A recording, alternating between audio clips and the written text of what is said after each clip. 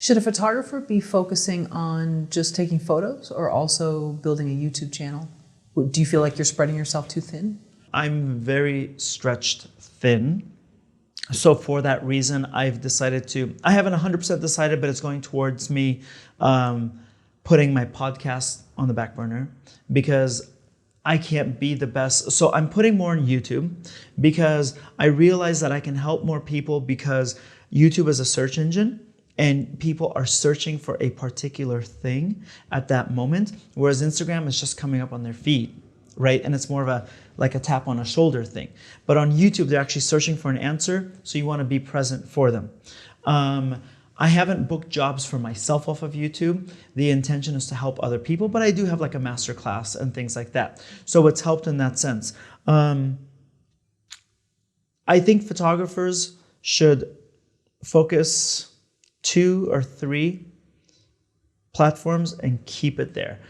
But I don't think that you should put it on one because right now we are all waiting for the demise of Instagram. Deep down, we all hate Instagram. You know what I mean? Because it's like you don't get chronological anymore. It's not that the Insta is gone of Instagram, right? The people that you follow, you choose to follow, you don't really see their feeds.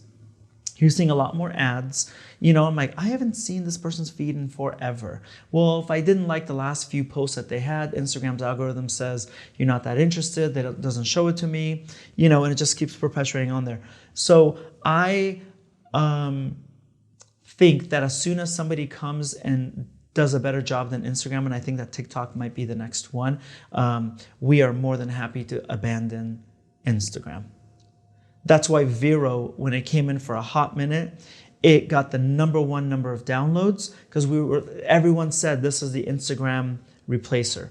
And then it didn't fare well and it was glitchy and everything. And we all came back to Instagram. So if your platform, I always tell photographers, build your business, your home or whatever, on land you own, not on someone else's property. So if Instagram plummets, and its peak has already come, you know, if Instagram plummets, you just built your whole portfolio on someone else's land and it's gone.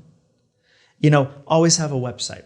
I get a lot of photographers say, is a website necessary? I'm like, hell yeah, it's necessary. You know, if you don't have a website, I don't take you seriously. You know, but it's better to have multiple streams of people looking at your work. So whether it's YouTube or Vimeo, no, Vimeo's not really that, but like our TikTok, go out there because one may fall and you at least will have something. That's what all these people from Vine disappeared overnight because they were all in on Vine. And I don't think you should do that. I don't think you should do that for any business.